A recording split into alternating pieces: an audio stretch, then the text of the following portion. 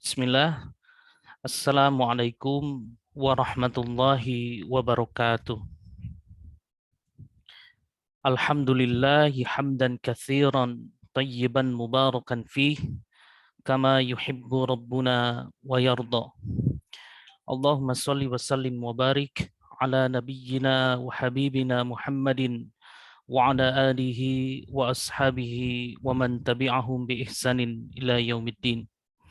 Fayaqulu subhanahu wa ta'ala fi muhkami tanzilih يا أيها الذين آمنوا اتقوا الله حق تقاته ولا تموتن إلا وأنتم مسلمون يا أيها الناس اتقوا ربكم الذي خلقكم من نفس واحدة وخلق منها زوجها وبث منهما رجالا كثيرا ونساء واتقوا الله الذي تساءلون به والأرحام إن الله كان عليكم رقيبا يا أيها الذين آمنوا اتقوا الله وقولوا قولا شديدا يصلح لكم أعمالكم ويغفر لكم ذنوبكم ومن يطع الله ورسوله فقد فاز فوزا عظيما أما بعد فإن أصدق الحديث كتاب الله وخير الهدي هدي محمد صلى الله عليه وسلم وشر الأمور محدثاتها وكل محدثة بدعة وكل بدعة ضلالة وكل ضلالة في النار. Alhamdulillah, Bapak Ibu para jamaah rahimani wa rahimakumullah yang senantiasa dirahmati oleh Allah Subhanahu wa taala. Tentu kita sangat bersyukur pada Allah Subhanahu wa taala. Terus-menerus kita dihujamkan ke dalam hati kita untuk tidak bosan bertolabul ilmi, terus menimba ilmu syar'i, yang insya Allah pada kesempatan kali ini kita akan bahas tentang kajian tauhid. Tauhid ini yang pertama dan utama. Jadi pemahaman kita terhadap tauhid sebagai umat Islam menempati porsi yang paling penting. Penentu kita masuk ke dalam surga atau tidak, penentu kita terbebas dari syirik atau tidak, penentu kita terbebas dari aktivitas yang muhdats atau aktivitas keagamaan yang diada-adakan yang tidak sesuai dengan syariat. Ya tentu kita semua berlindung dari aktivitas atau kegiatan atau pengamalan kita yang seperti itu. Tujuan akhir kita tentu adalah surga yang kita idam-idamkan bersama. Dan salah satu syarat kita masuk ke dalam surga adalah dengan mentauhidkan Allah Subhanahu wa taala. Dan semoga di penjelasan kita di serial ini, kajian tauhid, bisa bermanfaat untuk Bapak Ibu sekalian dan khususnya untuk saya pribadi. Semoga kita terbebas dari syirik yang merupakan penghancur tauhid. Baik, Bapak Ibu jamaah rahimani wa rahimakumullah, kita akan membahas tentang syarah atau penjelasan dasar dua kalimat syahadat. Dua kalimat syahadat merupakan rukun Islam yang pertama. Sebelum kita beramal, maka ini adalah syarat pertama. Kita harus bersyahadat terlebih dahulu. Dan ini adalah penentu masuk Islam atau kafir. Dan di sini saya nukil dari kitab yang dikarang oleh Asy-Syaikh Dr. Shalih bin Fauzan Al-Fauzan, hafizahullah ta'ala. Beliau adalah seorang mufti senior di kerajaan Saudi Arabia, salah satu ahli tauhid di Saudi Arabia yang menyeru kepada umat muslim dengan kasih sayangnya mungkin beliau ya kepada kita semua, menulis buku, mengarang buku tentang Aqidatut Tauhid yang disebarluaskan, sudah diterjemahkan di berbagai bahasa di seluruh dunia ini.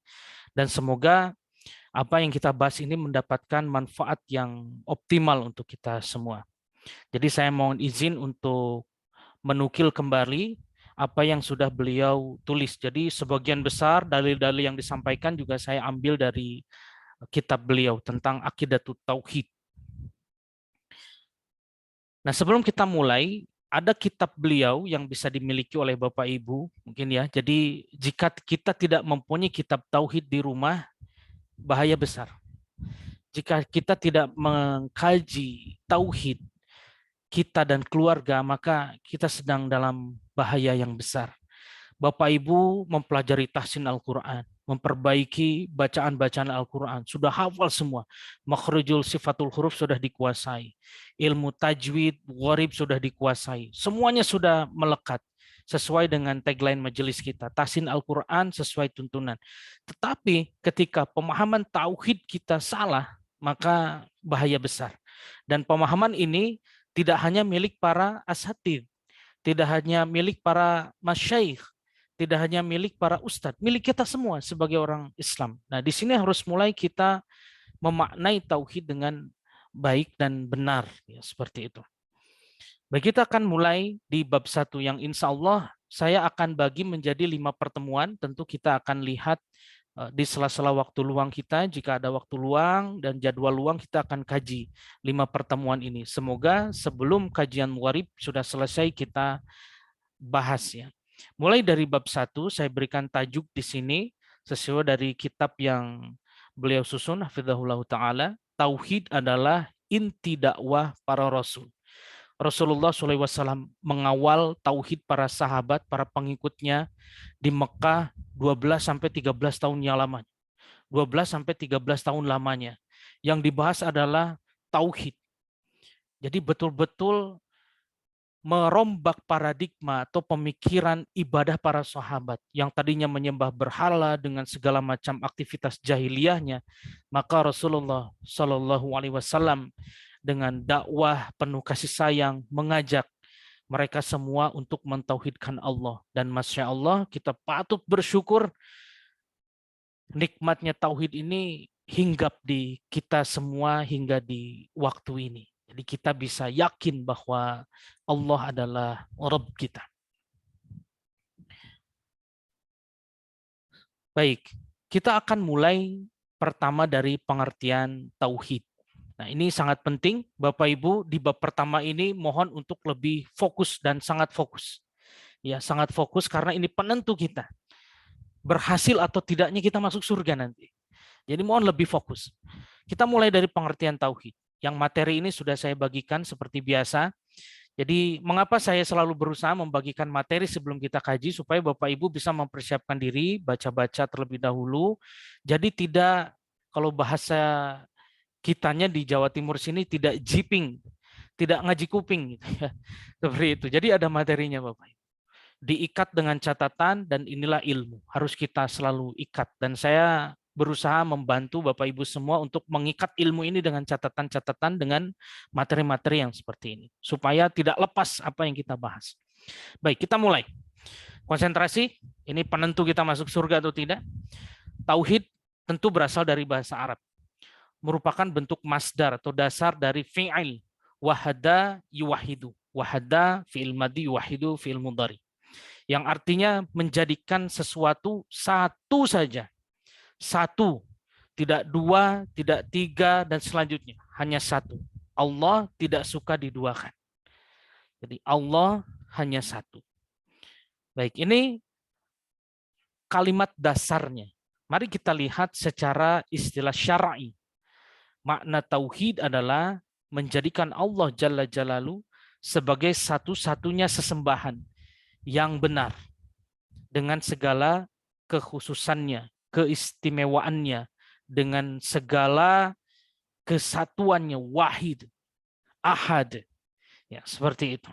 Nah, ini pengertian tentang tauhid secara syar'i, menjadikan Allah, diulangi, Jalla Jalalu sebagai satu-satunya sesembahan, tidak ada yang lain. Jadi kita hanya menyembah kepada Allah Subhanahu wa taala. Ini pengertian tauhid. Dan pengertian ini ditulis oleh As-Syaikh Utsaimin rahimahullahu taala dalam syarah Thalathil Usul atau Usul Thalathah. Nah, ini kitab ini mahakarya dari beliau yang Bapak Ibu harus mempunyai mungkin. Minimal di rak-rak buku di rumah kita ini kitab tauhid itu harus ada, Bapak Ibu. Wajib ini. Seperti itu. Nah, Ushul Thalatha dikarang oleh Syekh Muhammad At-Tamimi rahimahullah yang disyarah oleh Syekh Utsaimin. Ya, salah satunya ini, jadi statement ini ada di halaman ke-39. Baik. Saya berikan tajuk selanjutnya adalah tauhid yang pertama dan utama. Kita bacakan dulu hadisnya. An Abi Rahman Abdullah ibn Umar ibn Khattab radhiyallahu anhuma qal sami'tu Rasulullah sallallahu alaihi wasallam yaqul bunyal islamu ala khamsin syahadati an la ilaha illallah wa anna muhammadar rasulullah wa iqamis salati wa ita'iz zakati wa hajjal baiti wa shaumi ramadan rawahu Bukhari Muslim muttafaqun alaih. Ini hadis berbicara tentang rukun Islam. Jadi kalau kita berbicara rukun Islam, dalilnya ya ini. Dari Abu Abdurrahman Abdullah bin Umar bin Al-Khattab radhiyallahu anhuma, semoga Allah meridhai keduanya. Ia mengatakan bahwa ia mendengar Rasulullah Shallallahu Alaihi Wasallam bersabda, Islam ini dibangun di atas 5 perkara. Tadi yang pertama adalah syahadat, persaksian, saksi tadi asyhadu alla ilaha illallah wa asyhadu anna muhammadar rasulullah. Ya, seperti itu. Kemudian salat, kemudian zakat, menunaikan haji ke Baitullah bagi yang mampu tentunya, dan satu lagi adalah berpuasa di bulan Ramadan. Ini adalah amalan-amalan yang wajib yang tidak boleh kita tinggalkan. Peringkat pertama yang disebutkan oleh Rasulullah Shallallahu Alaihi Wasallam melalui lisannya yang mulia, yang tentunya tidak pernah ada kesalahan apapun yang diucapkan oleh Rasulullah SAW, karena apa yang diucapkan oleh Rasul adalah wahyu. Yang pertama adalah tentang tauhid, sehingga ini penting kita untuk bahas. Tauhid harus kita benahi, harus kita fahami dengan baik dan benar tauhid kita ini. Nah, kemudian ada salah satu hadis lagi. Umirtu an uqatilan nasa hatta yashhadu an la ilaha illallah wa anna muhammadar rasulullah. Perhatikan di sini. Yashhadu berarti pakai fiil mudhari. Continuously. Terus diulang. Terus sampai akhir zaman. Dan ini adalah warisan terbaik dari Rasulullah SAW untuk kita semua, yaitu iman dan Islam ini. Jadi terus mengajak. Kita bacakan artinya. Rasul, kata Nabi, aku diperintahkan untuk memerangi manusia, memerangi sampai mereka bersaksi bahwa tiada Tuhan selain Allah dan bahwa Muhammad SAW adalah utusan Allah. Jadi ini tugas utamanya Nabi SAW. Memerangi manusia. Jika tidak bisa diajak dengan baik-baik, diajak perang saja, tapi perangnya bukan dengan hawa nafsu, dengan wahyu. Jadi perangnya Nabi ini bukan karena hawa nafsu, perang, tidak. Karena ada wahyu dari Allah Subhanahu wa taala. Nah, di sini adalah tugasnya Nabi. Jadi memerangi manusia sampai bersaksi bahwa tiada Tuhan selain Allah dan bahwa Muhammad adalah utusan Allah. Tentu dengan kaidah-kaidah la ikraha fiddin, tidak ada paksaan dalam agama ini. Bagi yang mau, fadhil, silakan masuk. Islam ini indah dan kita yakin bahwa dengan Islam ini jalan yang hak untuk masuk ke surganya Allah Jalla Jalla. Ya, seperti itu. Adapun bagi mereka orang kafir yang tidak mau masuk ke dalam ajaran Islam ini, ya silakan, itu pilihan masing-masing. Tidak ada paksaan dalam agama. La ikraha fiddin. Ya, seperti itu. Ya baik, keduanya muttafaqun alaih. Jadi sangat kuat periwayatannya, diriwayatkan oleh dua imam hadis yang terkemuka, Al-Imam Bukhari dan Al-Imam Muslim. Kita lanjut ke pembagian tauhid atau diistiqro'kan. Bukan berarti tauhid itu ada 3, bukan. Jadi dibagi ini pemahamannya, diberikan nama supaya kita mudah memahaminya. Contoh, kalau kita belajar tajwid dahulu tidak ada yang namanya idgham bi gunnah, idgham bila gunnah. diistiqro'kan, diberikan nama dengan tanpa mengubah hukum asalnya. Itu namanya istiqro, dikumpulkan dengan dalil-dalil yang sahih tentunya. Ya seperti itu. Jadi supaya kita mudah.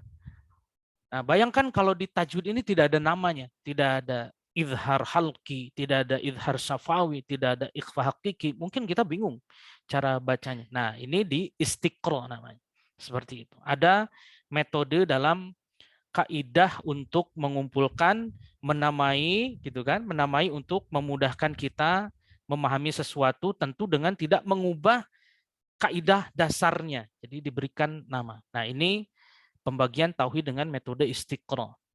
Namanya yang pertama adalah tauhid rububiyah, tentang Rob. Kemudian yang kedua adalah tauhid uluhiyah, tentang peribadatan. Yang ketiga adalah tauhid asma wa sifat. Nah, ini yang menjadi syarat suatu zat ini dipertuhankan atau disembah, harus mempunyai 3 komponen ini. Yang pertama, dia rububiyah, berbicara tentang pencipta, pengatur, pengubah keadaan. Ini rububiyah. Jadi harus bisa seperti itu. Yang kedua, ada syariat ibadahnya. Bagaimana tata cara beribadah kepada Allah Subhanahu wa taala yang kita jadikan sebagai illah, sebagai Rabb, sebagai pencipta, sebagai pengatur, pemilik kita semua. Nah, ada tata cara beribadah yang ditunjukkan, diinstruksikan oleh Rasulullah SAW. Tidak boleh keluar dari tuntunan Nabi dan para pemahaman para sahabat. Nah, ini syaratnya ya.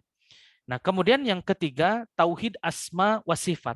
Allah ini memiliki nama dan memiliki sifat. Ada nama, ada sifat yang melekat ke dalamnya. Yang biasa kita kenal dengan asmaul husna. Nah, ketika kita sudah memahami ketiga ini, maka ma'rifatullah, kita mengenal Allah tentu akan baik dan akan tepat. Ya, seperti itu. Ya, baik. Kita lanjutkan ya. Yang pertama kita akan kaji tentang tauhid rububiyah. Di sana dituliskan intinya adalah mentauhidkan Allah Subhanahu wa taala dengan kejadian-kejadian yang hanya bisa dilakukan oleh Allah Subhanahu wa taala, makhluknya tidak bisa. Seperti itu.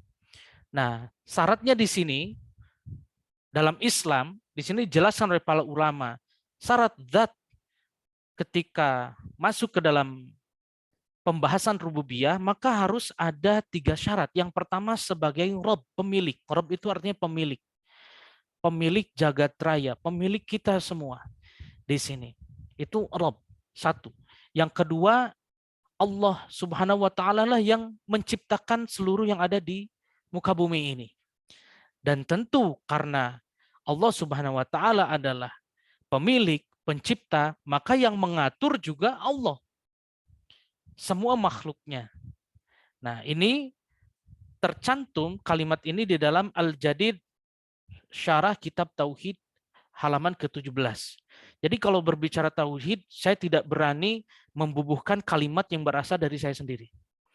Saya berusaha semua yang saya tulis ini saya nukil dari kitab-kitab para ulama, para ahli tauhid, karena ini krusial sekali.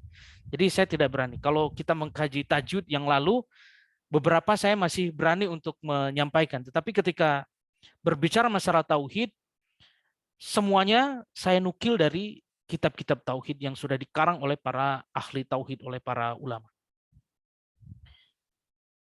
Ada pendalilan tentang tauhid rububiyah ini. A'udzubillahi minasyaitonirrajim. Alhamdulillahilladzi khalaqas samawati wal arda wa ja'ala adh-dhulumati wan nur.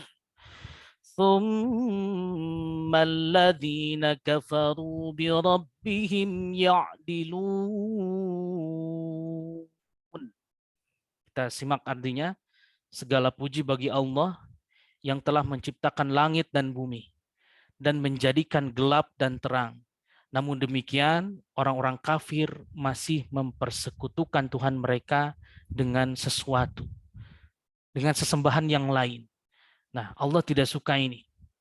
Ini salah satu dalil bahwa Allah lah yang menciptakan langit dan bumi, mengatur, menjadikan kapan malam, kapan siang, semuanya Allah yang mengatur lalu lintas yang ada di muka bumi ini. Dan kita harus yakin, seyakin-yakinnya Allah lah yang maha pemilik, kemudian maha pencipta, dan maha pengatur. Ini tiga syarat ini sebagai syarat rububiyah. Baik, kita bacakan lagi. وَلَئِن سَأَلْتَهُم مَّنْ خَلَقَ السَّمَاوَاتِ وَالْأَرْضَ وَسَخَّرَ الشَّمْسَ وَالْقَمَرَ لَيَقُولُنَّ اللَّهُ فَأَنَّى يُؤْفَكُونَ. Masya Allah. Dan jika engkau bertanya kepada mereka, orang kafir ya, siapakah yang menciptakan langit dan bumi dan menundukkan matahari dan bulan? Pasti mereka akan menjawab Allah. Maka mengapa mereka bisa dipalingkan dari kebenaran?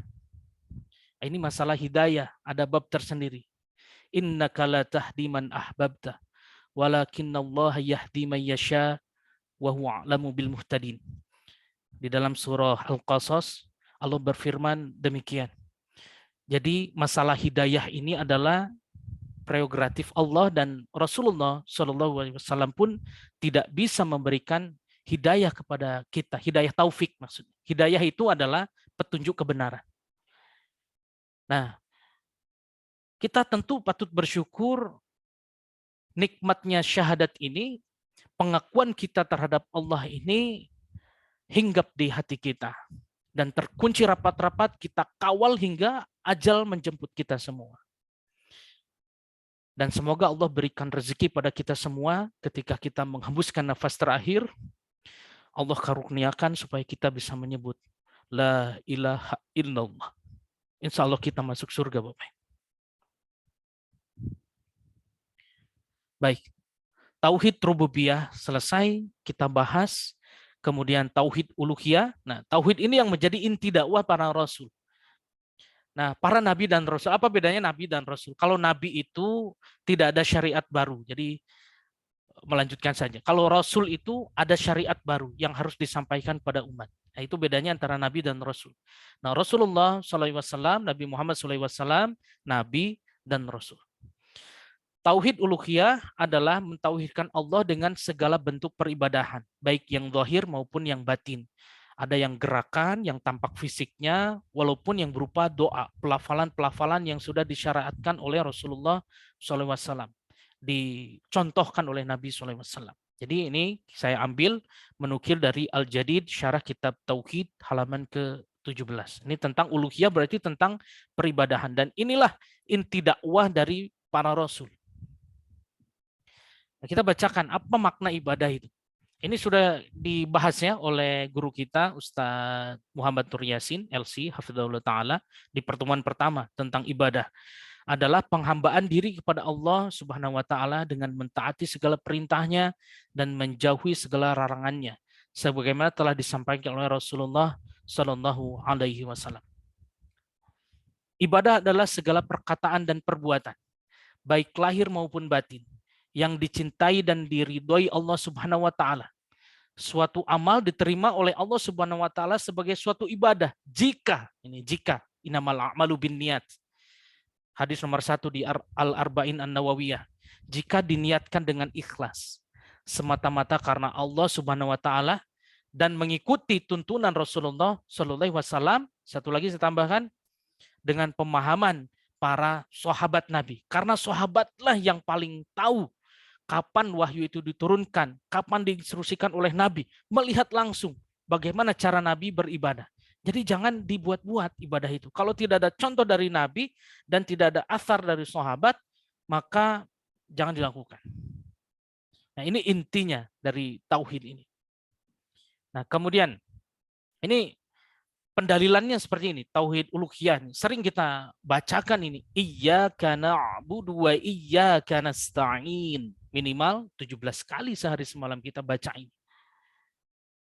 Hanya kepada Engkau lah kami menyembah dan hanya kepada Engkau lah kami memohon pertolongan. Di Quran surah Al-Fatihah, urutan yang pertama, ayat yang kelima. Ayat ini sangat populer dan di Al-Fatihah ada tauhid uluhiyah. Sebagai petunjuk kita bahwa kita hanya menyembah kepada Allah dan hanya kepada Allah lah kita memohon pertolongan. Kemudian pendalilan yang lain yang disampaikan oleh Al-Mu'alif, A'udzubillahi minasyaitonirrajim. وَلَقَدْ بَعَثْنَا فِي كُلِّ أُمَّةٍ رَسُولًا أَنِ اعْبُدُوا اللَّهَ وَاجْتَنِبُوا الطَّاغُوتَ. Nah, ada kata-kata togut, ini lawannya tauhid. Nanti kita terjemahkan togut itu apa? Harus dihindari. Dan sungguh kami telah mengutus seorang rasul untuk setiap umat, untuk menyerukan, sembahlah Allah dan jauhi tagut.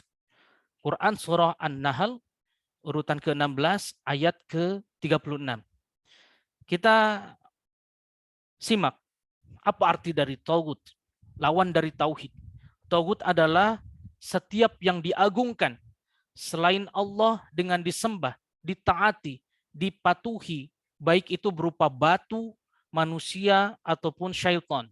Kitab Tauhid, halaman yang pertama, ditulis masalah Tauhid ini. Karena ini lawan dari Tauhid. Tauhid, hancur Tauhid kita. Bangkrut kita di dunia. Semenggunung apapun amal kebaikan kita, ada Tauhid di hati kita, maka hancur. Contoh, di sini ada dituliskan batu dari pengarang, batu. Ada batu akik misalkan. Batu akik secara estetik bagus. Tetapi ketika diniatkan, kita yakin bahwa di dalam batu akik tersebut bisa menyebabkan keberuntungan dan lain sebagainya, maka rusak tauhid kita. Kalau dipasang untuk estetika, untuk perhiasan, maka tidak mengapa insya Allah. Asalkan mempergunakan adab, mempergunakan cincin laki-laki tidak di jari tengah, menyerupai kaum Lut. Nabi mempergunakan cincin di jari kelingking atau di jari manis. Seperti itu. Jangan sekali-kali jika mungkin ada ikhwan di sini yang senang dengan estetika yang seperti itu dengan cincin, jangan memakai cincin di jari tengah. Menyerupai kaum Lut, kaum Nabi Lut alaihissalam. Jadi yang homoseksual yang itu ya, seperti itu. Jadi ini yang harus kita benahi dan periksa hati kita. Niatnya untuk apa? Kita mempergunakan aksesoris tersebut. Berat konsekuensinya. Jadi karena saya takut, maka saya jarang sekali dan mungkin tidak pernah menggunakan cincin dan lain-lain sebagainya. Khawatir di hati ini ada togut. Ya, seperti itu. Ini harus kita jaga dan tutup rapat-rapat hati kita dari togut. Kita lanjutkan. Makna tauhid uluhiyah. Secara makna ya. Jadi tauhid uluhiyah ini adalah inti dakwah dari para rasul. Mulai dari Nabi Adam alaihissalam sampai ke Nabi Muhammad sallallahu alaihi wasallam. Inti dakwahnya ini beribadah pada Allah, beribadah pada Allah. Nah, di sini tauhid uluhiyah adalah mengesahkan Allah melalui perbuatan para hamba dengan melaksanakan ketaatan yang disyariatkan seperti doa, nazar, pengharapan, roja, kurban, takut, khauf, tawakal, taubat. Nah, penulis ini di dalam kitab yang lain, Aqidatut Tauhid, pilar ibadah itu adalah hub, roja. Jadi ada cinta, kemudian pengharapan, dan takut. Khauf, hub, khauf, roja. Ketiga ini harus menjadi pilar ibadah kita, Bapak Ibu, para jamaah sekalian. Ini diingat-ingat, 3 pilar ibadah kita. Yang pertama adalah hub, cinta. Cinta pada syariat agama ini. Ini wajib, kalau tidak ada cinta, gimana caranya kita bisa beribadah dengan baik, mentauhidkan uluhiyah ini. Seperti ini. Hub, ada cinta, kemudian rasa takut, khauf, harus hadir pilar ibadah kita, khauf, takut. Yang ketiga adalah masalah roja, pengharapan, mengharap kepada Allah. Penuh harap, doa penuh harap. Iyyaka na'budu wa iyyaka nasta'in. Itu intinya. Saya ulangi, diingat-ingat Bapak Ibu, pilar ibadah kita hub, cinta. Yang kedua adalah khauf, takut. Takut kita. Takut syirik, takut berbuat maksiat, dan lain sebagainya. Yang ketiga adalah roja, harus ada pengharapan. Ketiga ini harus beriringan, ya tidak boleh hilang salah satunya. Maka insya Allah ibadah kita akan baik. Kita lanjutkan dengan pendalilan yang diambil oleh mu'alif, oleh penulis. A'udzubillahi minasyaitonir rajim. وَمَا أَرْسَلْنَا مِنْ قَبْلِكَ مِنْ رَسُولٍ إِلَّا نُوحِي إِلَيْهِ أَنَّهُ لَا إِلَهَ إِلَّا أَنَا فَاعْبُدُونِ. Kita bacakan artinya.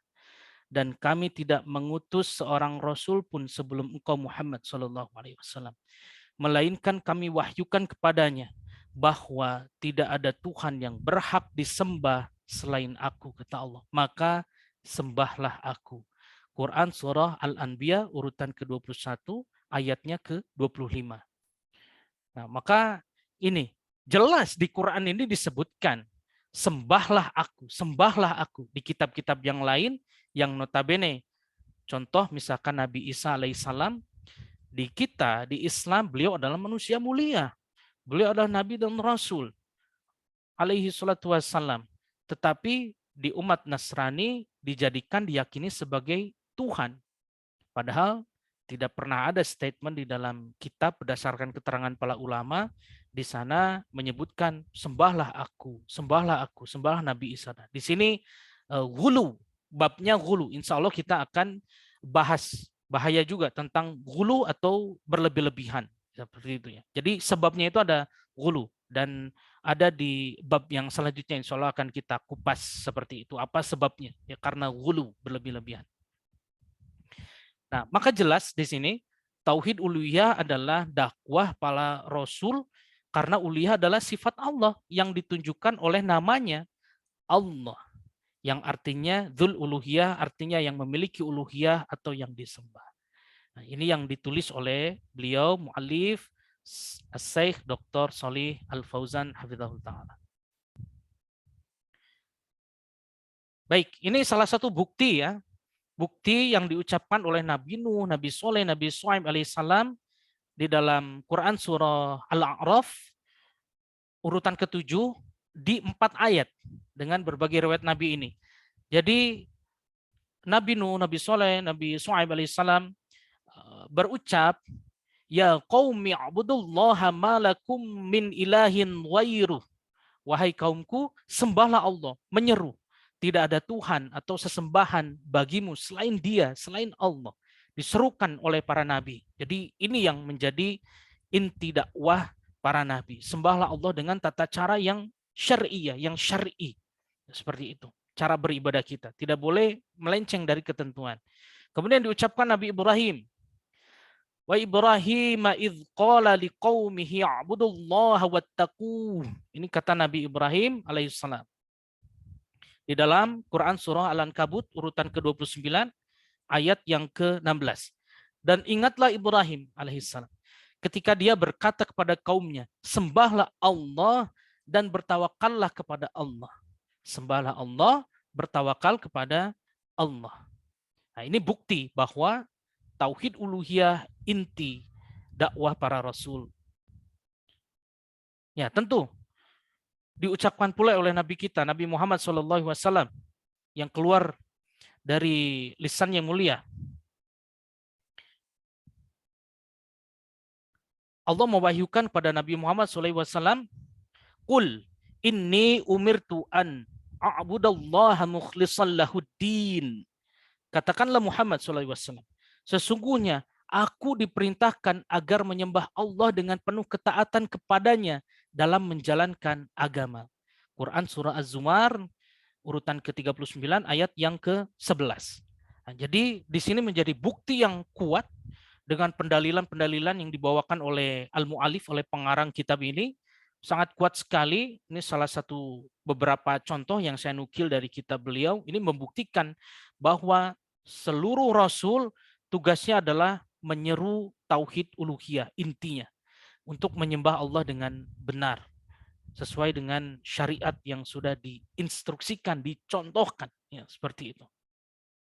Baik.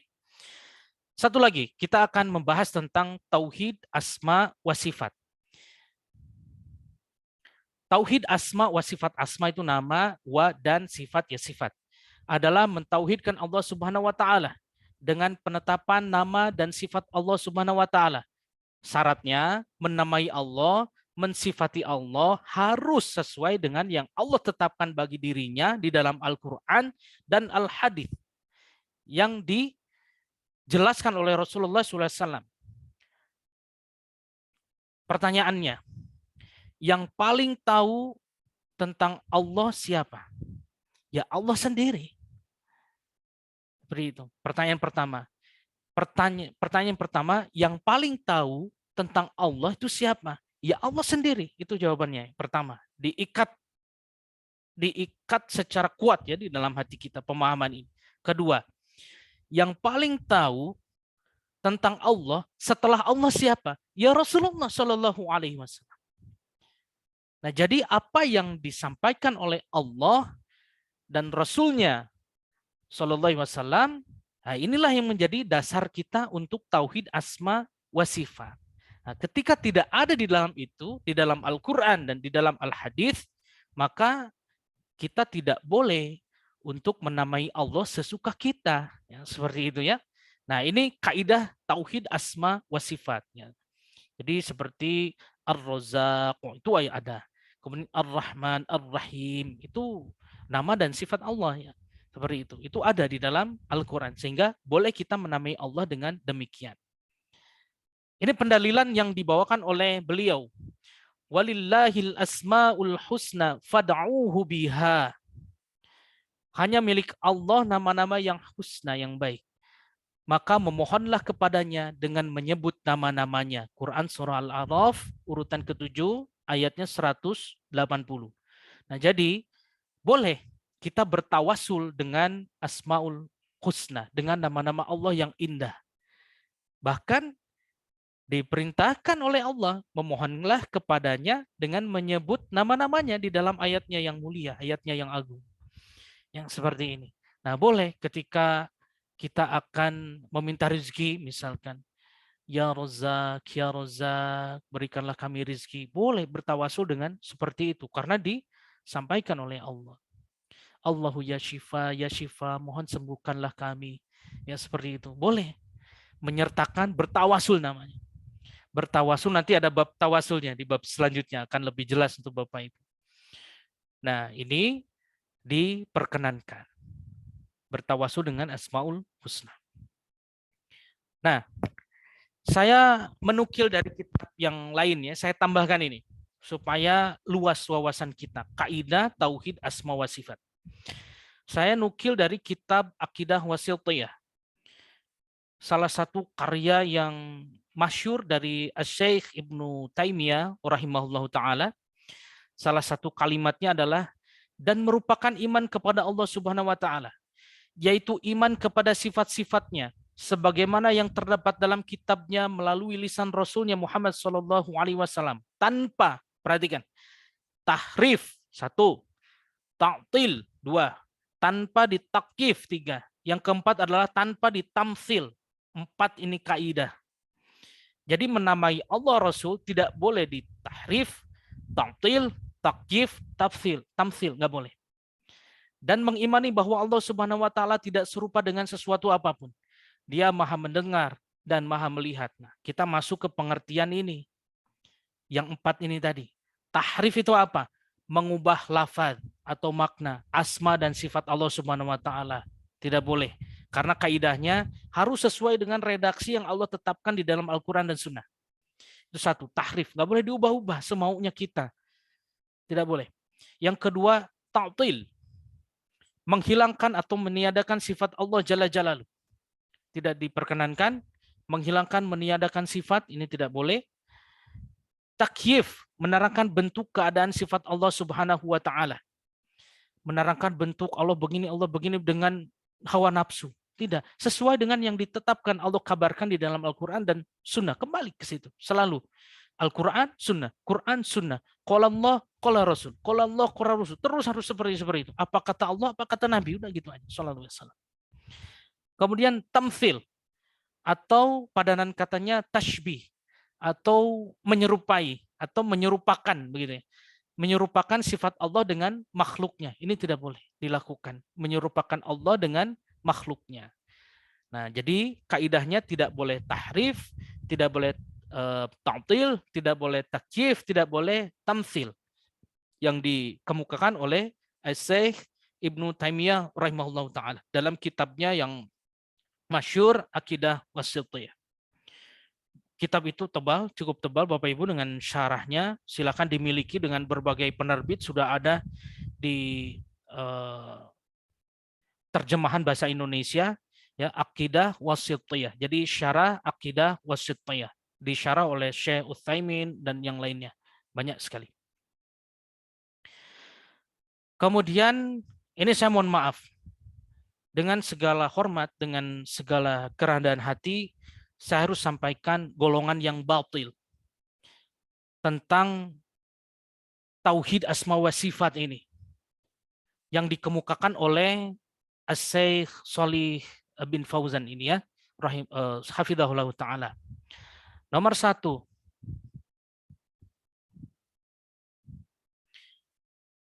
ada golongan Al-Jahmiyah. Jadi pelopornya di sini adalah Al-Jahm bin Safwan. Golongan ini mengingkari nama dan sifat Allah Subhanahu wa taala secara total. Nah, ini golongan yang batil. Jadi mohon maaf harus saya sampaikan karena menyalahi kaidah yang 4 tadi. Yang kedua adalah golongan Al-Mu'tazilah, dipelopori oleh Wasil bin Atta. Ya, silakan bisa di browsing Bapak Ibu sendiri nama-nama ini. Jadi ini tokoh-tokoh golongan batil dalam memahami tauhid asma wa sifat secara sederhana, karena kalau kita kupas ini maka ini sangat panjang sekali. Sangat panjang sekali, jadi saya ringkas di dalam satu slide ini. Dia menetapkan nama hanya sebatas nama, meniadakan semua sifat. Karena yang mempunyai nama ini seharusnya melekat sifat ke dalamnya. Ada nama, ada sifat. Ada nama, ada sifat. Nah, golongan Al-Mu'tazilah ini menetapkan nama, tapi meniadakan semua sifatnya. Nah, ini Mu'tazilah. Yang ketiga, Al-Asyariyah. Dipelopori oleh Imam Abul Hasan Al-Asy'ari. Mengapa disebut golongan batil oleh As-Syaikh Al-Mu'allif? Karena beliau menetapkan nama Allah Subhanahu wa taala, menetapkan sebagian sifat dan mengingkari sebagian sifat. Akhirnya, pada akhirnya insya Allah ya, pada akhirnya wallahu a'lam bishawab, Al-Imam Abul Hasan Al-Asy'ari ini masuk ke dalam golongan Ahlus Sunnah wal Jamaah setelah melalui 3 fase pemikiran tauhid asma wa sifat ini. Jadi Imam Abul Hasan Al-Asy'ari awalnya beliau Jahmiyah, kemudian Mu'tazilah, kemudian Asy'ariyah. Nah, pada akhirnya beliau masuk ke dalam Ahlus Sunnah wal Jamaah. Bisa dikaji di dalam kitab beliau, namanya kitab Al-Ibanah. Nah, ada kitab Al-Ibanah. Silakan, bisa juga dimiliki. Jadi supaya pengetahuan kita tentang tauhid ini luas dan kokoh akidah kita ini. Jadi tidak mengikuti kebanyakan golongan manusia. Mereka ikut ke sini, kita ikut, tidak. Tauhid harus dengan pemahaman yang benar. Ya, seperti itu penentu kita masuk surga atau neraka. Jangan sampai salah. Saya pun berusaha menjelaskan ini semampu saya kepada Bapak Ibu sekalian yang tergabung dalam majelis Ashabul Hijrah, karena salah satu bagian tanggung jawab saya untuk mengawal akidah kita ini.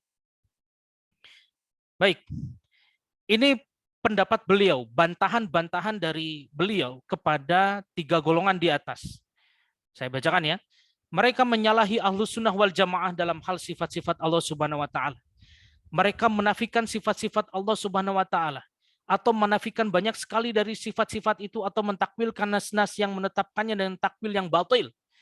Subhat mereka dalam hal ini adalah mereka mengira bahwa penetapan dalam sifat-sifat ini menimbulkan adanya tashbih, menyerupai tadi. Oleh karena sifat-sifat ini juga terdapat pada makhluk, maka penetapannya untuk Allah Subhanahu wa taala pun menimbulkan penyerupaannya dengan makhluk. Karena itu harus dinafikan. Mereka takwilkan dengan hawa nafsunya dari zahirnya atau tafwid, menyerahkan maknanya kepada Allah Subhanahu wa taala. Demikian mazhab mereka dalam sifat-sifat Allah. Dan inilah syubhat dan sikap mereka terhadap nas-nas yang ada. Di kitab beliau Aqidatut Tauhid jilid ke-1 halaman 133 dan 134. Ini dimaknai dulu, setelah berikutnya saya berikan ilustrasi singkatnya. Nah, tauhid ini tidak menolak nama sifat Allah, namun enggan menetapkan maknanya. Nah, nanti kita bahas di slide berikutnya. Ada kaidah yang harus kita cermati. Nah, ini kaidah harus kita pegang betul ya. Al-ittifaqu fil asma'i la yastalzim. Al-ittifaqu fil mustamayat. Fil musammayat, maaf. Fil musammayat. Artinya di sini adalah kesamaan nama tak melazimkan kesamaan hakikat yang dinamai. Contoh, namanya boleh sama, tetapi hakikatnya belum tentu lazim, belum tentu pasti sama. Contoh, kaki manusia, kaki manusia namanya sama kaki meja namanya juga kaki. Tidak sama secara kelaziman. Ya, seperti itu ya. Nah, contoh wajah manusia, maaf ya, wajah manusia dengan wajah binatang, ya tentu beda bentuknya. Jadi jangan disamakan, sudah pahami apa adanya. Seperti itu. Ketika kita memahami tauhid asma wa sifat, tak pahami apa adanya, apa yang dikabarkan oleh Allah dan Rasulnya. Seperti itu. Ya contoh ini. Saya berikan dalil di dua tempat yang berbeda, namanya sama, maknanya beda. Secara kesamaan hakikatnya ini berbeda. Contoh, di dalam Quran surah An-Nisa urutan keempat ayat ke-58. Innallaha kana sami'an basira. Sesungguhnya Allah Maha mendengar, Maha melihat. Siapa yang mengabarkan ini?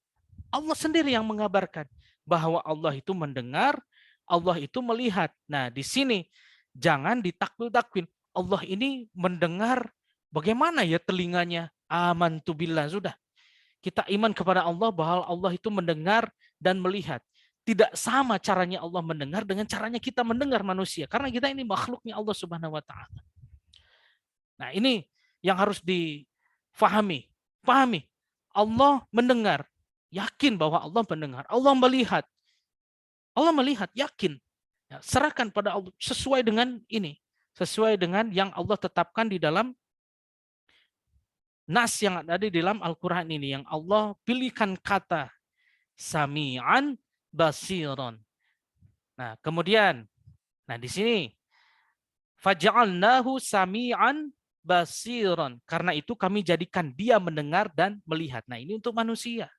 Kalimatnya sama, sami'an basiron. Kemudian di bawah juga sama, sami'an basiron. Karena itu kami jadikan dia mendengar dan melihat. Maka benarlah kaidah ini, al-ittifaqu fil asma'i la yastalzim al-ittifaqu fil musammayat. Nah, demikian ya. Ini harus kokoh kita akidahnya. Ya contoh misalkan Allah sebutkan di dalam Al-Qur'an Ar-Rahmanu 'alal 'arsyistawa. Istiwa. Allah bersemayam di atas arsy. Siapa yang mengabarkan itu? Allah Subhanahu wa taala. Kenapa harus diganti-ganti redaksinya menjadi istaula? Istiwa diganti dengan istaula. Menyalahi kaidah asma wa sifat. Jadi di golongan yang ketiga tadi, yang saya sampaikan, Imam Abul Hasan Al-Asy'ari di fase pemikiran yang ketiga beliau mentakwilkan kata istiwa dengan istaula. Sebetulnya secara niat awalnya sama-sama tidak ingin menyerupakan Allah dengan makhluk. Nah, tetapi pemahaman ini harus tepat bahwa Allah mengabarkan di dalam Al-Qur'an Ar-Rahmanu 'alal 'arsyistawa dengan kata istiwa tadi. Tidak perlu kita ganti dengan kata yang lain. Tetapkan apa adanya yang sudah disebutkan Allah di dalam Al-Quran. Karena ini ada kaidah kesamaan nama tak melazimkan kesamaan hakikat yang dinamai. Salah satu dalil kuatnya ya ini contohnya. Banyak lagi contoh-contoh yang lain. Ini untuk mendeskripsikan pemahaman kita tentang tauhid asma wa sifat. Jangan sampai salah Jangan sampai kita mengikuti kebanyakan dai yang populer dan lain sebagainya. Tidak. Kokoh tauhid kita, akidah kita jaga. Seperti itu, akidah kita jaga, dan inilah pemahaman yang fa insyaallah inilah yang haqq. Ya, seperti itu insya Allah. Mari kita kokohkan pemahaman tauhid kita. Penting sekali. Baik. Kemudian kita masuk ke dalam pembahasan tauhid, kewajiban awal setiap mukallaf. Kita lihat di sini dalam surah Muhammad urutan ke-47 ayat ke-19. A'udzubillahi minasyaitonirrajim. Fa'lam annahu la ilaha illallah wastaghfir li dzambika walil mu'minina wal mu'minat. Wallahu ya'lamu mutaqallabakum wa mathwakum. Maka ketahuilah bahwa tidak ada Tuhan yang patut disembah selain Allah Jalla Jalaluh. Dan mohonlah ampun atas dosamu dan atas dosa orang-orang mukmin, laki-laki dan perempuan. Dan Allah mengetahui tempat usaha dan tempat tinggalmu. Fa'lam annahu la ilaha illallah. Tentunya dengan ilmu. Fa'lam. Ketahuilah. Di situ ada ilm. Ilm. Sini. Ilm. Fa'lam. Ketahuilah dengan ilmu maksudnya. Maka ketahuilah dengan ilmu bahwa, nah ini kalimat tauhid, la ilaha illallah. Nah, ini ilmunya. Jadi harus kita kokohkan keilmuan ini. Diperintahkan oleh Allah. Maka ketahuilah. Fa'lam annahu la ilaha illallah. Ya, dengan pemahaman yang haqq. Yang dijelaskan oleh para ulama-ulama yang kokoh menukil pada qala Allah, qala Rasul, wa fahmi sahabat. Jadi apa kata Allah, apa kata Nabi SAW sesuai dengan pemahaman para sahabat. Nah, ini adalah nukilan dari Al-Mu'alif, penulis dari kitab Majmu' Fatawa jilid 1 di halaman ke-24 yang dikarang oleh Syekh Ibnu Taimiyah. Tadi selain ada Aqidah Wasithiyah, beliau juga mempunyai kitab Majmu' Fatawa. Ketahuilah kebutuhan seorang hamba untuk menyembah Allah Subhanahu wa taala yaitu beribadah kepadanya tanpa menyekutukannya dengan suatu apapun adalah kebutuhan yang tidak ada bandingannya sama sekali. Tetapi dari sebagian segi mirip dengan kebutuhan jasad kepada makanan dan minuman. Jadi kita nggak bisa hidup tanpa tauhid ini. Akan tetapi di antara keduanya ini terdapat banyak perbedaan. Karena hakikat seorang hamba adalah hati dan ruhnya. Dia tidak bisa baik kecuali dengan Allah Subhanahu wa taala yang tidak ada Tuhan yang berhak disembah selainnya. Dia tidak bisa tenang di dunia kecuali dengan mengingat Allah Subhanahu wa taala. Ala bidzikrillahi tatmainul qulub. Sesungguhnya hanya dengan berzikir mengingat Allah, seseorang itu akan menjadi tenang hatinya ya. Seandainya seorang hamba memperoleh kenikmatan dan kesenangan tanpa Allah Subhanahu wa taala, maka hal itu tidak akan berlangsung lama, hanya duniawi saja, fana sementara.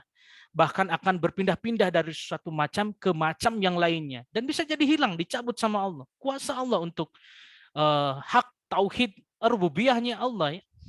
Jadi pencipta, pengatur, pemilik.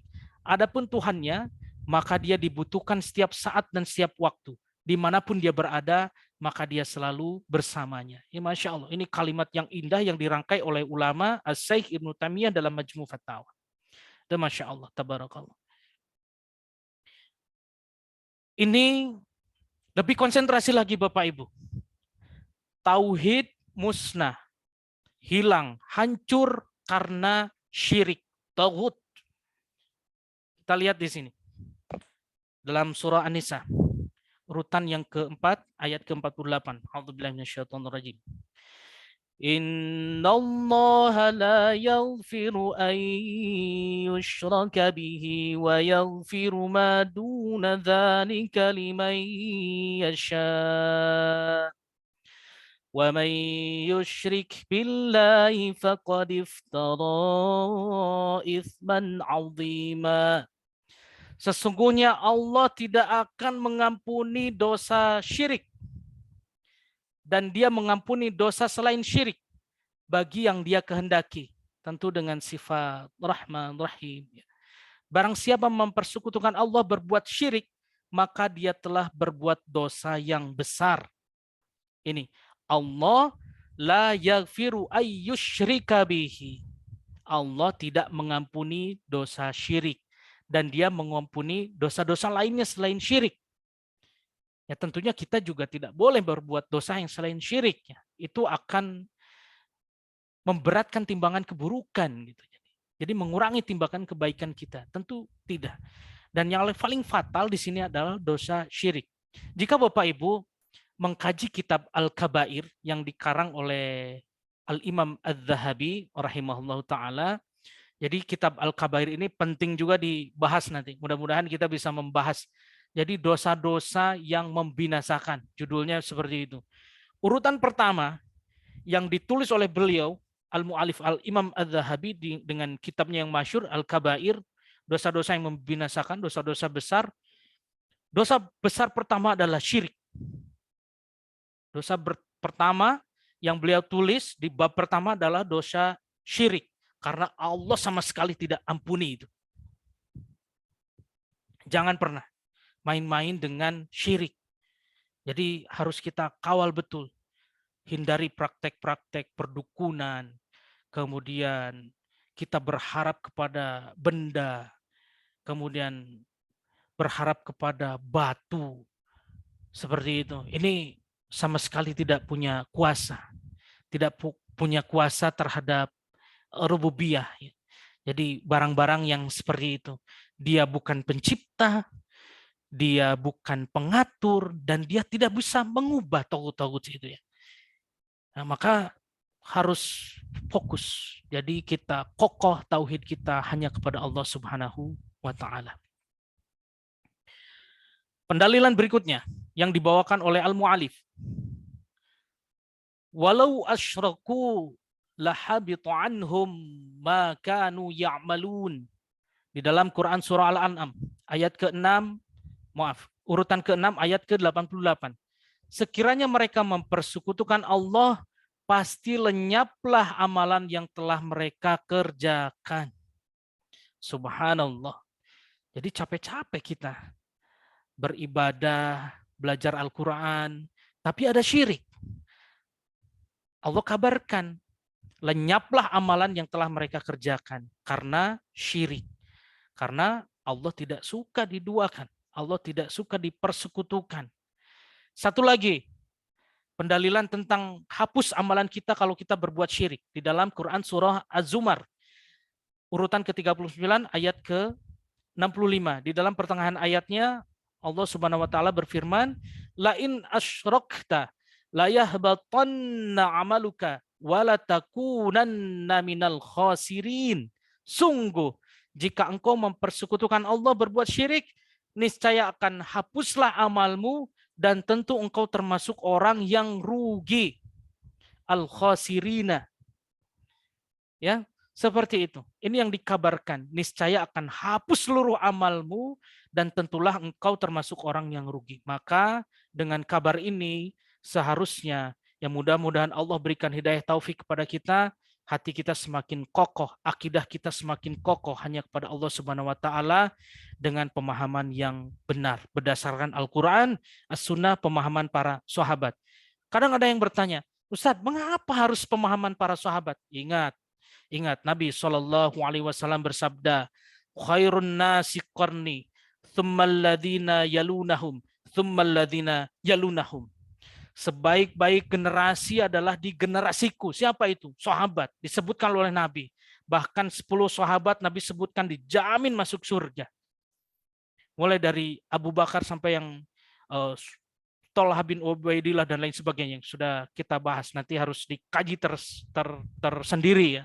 Tentang 10 sahabat yang dijamin masuk surga. Jadi kita harus ngefans kepada beliau. Jadi kita ngefans itu jangan ke lain-lain. Fans ke para sahabat, bagaimana cara beramalnya, karena dia dijamin masuk surga. Diucapkan dari lisan Rasulullah SAW yang mulia. Ya seperti itu. Jadi slide ini silakan. Kalau perlu di screenshot, silakan di screenshot untuk mengingatkan kita bahwa ketika kita berbuat syirik, amalan kita yang banyak yang menggunung di belakang kita, kita sedekah, kita sholat, kita puasa, kita haji, kita umrah, ada syirik, hapus semua. Allah kabarkan di dalam Al-Quran. Seperti itu. Maka ini pentingnya kita mempelajari tauhid dengan pemahaman yang hak. Seperti itu. Baik, kita lanjutkan. Tauhid kewajiban pertama dan utama segenap hamba. Kita lihat di sini, dan di sini yang menarik, di sini sangat menarik bahwa Allah gandengkan. Jadi Allah sertakan kita harus berbuat ihsan, berbuat baik kepada orang tua. Setelah tauhid digandengkan dengan berbuat baik kepada orang tua, dan semoga kita bisa mengamalkan ini. Kita bacakan di sini. Wa'budullaha wa la tusyriku bihi syai'an wa bil walidaini ihsanan. Dan sembahlah Allah dan janganlah kamu berbuat syirik dengan sesuatu apapun, dan berbuat baiklah kepada kedua orang tua. Di dalam Quran surah An-Nisa urutan keempat ayat ke-36. Satu, pendalilannya. Tambah lagi dalilnya. Tauhid berbuat baik pada orang tua. Ini salah satu inti kehidupan kita. Tauhid memuliakan orang tua. Wa qada rabbuka alla ta'budu illa iyyahu wa bil walidaini ihsana. Di dalam Quran surah Al-Isra urutan ke-17 ayat ke-23. Dan Tuhanmu telah memerintahkan agar kamu jangan menyembah selain Dia, jangan berbuat syirik, dan hendaklah berbuat baik kepada ibu bapa. Bahkan di ayat ini kalau kita lanjutkan, fala takul lahuma uf. Kita bacakan misalnya sampai ke fala takul lahuma uf. A'udzubillahi minasyaitonir. Wa qada rabbuka alla ta'budu illa iyyahu wa bil walidaini ihsana. Imma yablughanna indakal kibara ahaduhuma aw kilahuma fala taqul lahuma uf. Fala taqul lahuma uf. Dilarang berkata kepada ibu bapa. Ini dalilnya. Kalau dilanjutkan di Quran surah Al-Isra ini sampai di fala taqul lahuma uf. Setelah tauhid, berbuat baik kepada orang tua, berbakti kepada orang tua semampu kita sebagai anaknya insya Allah. Mendoakan orang tua, kemudian ya membantu semampu kita, sekemampuan kita, dan semoga apa yang kita lakukan ini mengiringi pengamalan tauhid kita. Karena di beberapa ayat Allah sertakan, Allah gandengkan tauhid bakti orang tua, tauhid bakti orang tua. Seperti itu. Maka Islam ini agama yang luar biasa indah. Kalau kita kaji jauh lebih dalam lagi. Kita bacakan lagi salah satu bukti lagi, tauhid orang tua gitu ya. Qul ta'alu atlu ma harrama rabbukum 'alaikum alla tusyriku bihi syai'an wa bil walidaini ihsana. Katakanlah Muhammad SAW, mari aku bacakan apa yang diharamkan Tuhan kepadamu, dan jangan mempersekutukannya dengan apapun, jangan berbuat syirik, berbuat baik kepada ibu bapa. Tauhid bakti orang tua. Tauhid bakti orang tua digandengkan oleh Allah. Jadi tauhid kewajiban pertama, bakti orang tua setelahnya. Itu Masya Allah. Ini ajaran yang mulia yang harus kita kawal betul sampai ajal menjemput. Satu bukti lagi. Mengapa sih demikian? Rasulullah SAW kabarkan bahwa orang tua ini adalah pintu surga paling tengah. Pintu surga paling tengah. Bakti pada orang tua ini. Kita lihat dari Abu Darda radhiyallahu anhu, Rasulullah SAW bersabda, al-walidu awsatu abwabil jannati fa in syi'ta fa adhi' dzalikal baba aw ihfadhhu. Orang tua adalah pintu surga paling tengah. Al-waladu awsatu. Al-waladu awsatu. Orang tua keduanya ya, ibu bapak ini. Pintu surga paling tengah. Abwabul jannah. Ini bukti bahwa setelah tauhid tadi digandengkan dengan orang tua, dan Rasulullah SAW kabarkan dari lisan yang mulia, yang hak, yang benar berdasarkan wahyu dari Allah, bahwa orang tua ini pintu surga paling tengah. Kalian bisa sia-siakan pintu ini, pintu itu, atau kalian bisa menjaganya. Diriwayatkan oleh Imam At-Tirmizi, Ibnu Majah, Imam Ahmad, dan yang lainnya. Al-Hafidh Abu Thahir mengatakan bahwa hadis ini hasan. Ketika hadis ini berderajat hasan, maka masih bisa untuk dijadikan hujah atau sandaran dalil untuk kita. Nah, ini komitmen kita atau pensikapan kita terhadap ilmu syar'i ini. Pendalilannya harus kuat, harus sahih, ya, seperti itu. Al-Quran, Sunnah, pemahaman sahabat. Nah, ini slide terakhir di pembahasan kita kali ini. Barakallahu fikum, jazakumullahu khairan. Semoga bisa bermanfaat untuk Bapak Ibu, sahabat-sahabat sekalian, untuk memahami tauhid dengan benar, dengan haqo. Dan tauhid nanti kita akan masuk ke rukun, ya kita simpan. Insya Allah kita akan bagi menjadi 5 pertemuan dari bab 1 sampai ke bab 6. Nanti ada mungkin di bab 3, bab 4, atau bab 4, bab 5 kita jadikan satu. Bab 6 yang terakhir adalah pembatal syahadat. Nawaqidul Islam. Jadi ketika melakukan hal tersebut ada sekitar 10 keadaan, tentu disandarkan dengan dalil-dalil yang sahih dari Al-Quran, itu akan mengeluarkan kita dari Islam. Ini penting kita ikuti. Semoga, mohon doa, semoga saya bisa membawakannya dengan mudah difahami oleh Bapak Ibu sekalian, dan semoga apa yang saya sampaikan ini bisa bermanfaat. Dan saya mohon doanya, mungkin ada orang tua saya juga di sini yang bisa yang hadir menyimak kajian ini, mohon doanya supaya saya bisa bertauhid dengan baik dan bisa berbakti juga. Ibu bapak saya masih ada, ibu bapak istri saya juga masih ada, dan semoga kami berdua bisa bertauhid dengan baik dan berbakti dengan optimal kepada orang tua kami. Dan semoga, mohon doa, dan tentunya kita harapkan bersama bahwa kita bisa meraih surga melalui pintu paling tengah dengan bakti kepada orang tua, insya Allah. Aqulu qauli hadza wastaghfirullahu li wa lakum. Kita tutup. Subhanakallahumma wa bihamdika asyhadu alla ilaha illa anta astaghfiruka wa atubu ilaik. Assalamualaikum warahmatullahi wabarakatuh.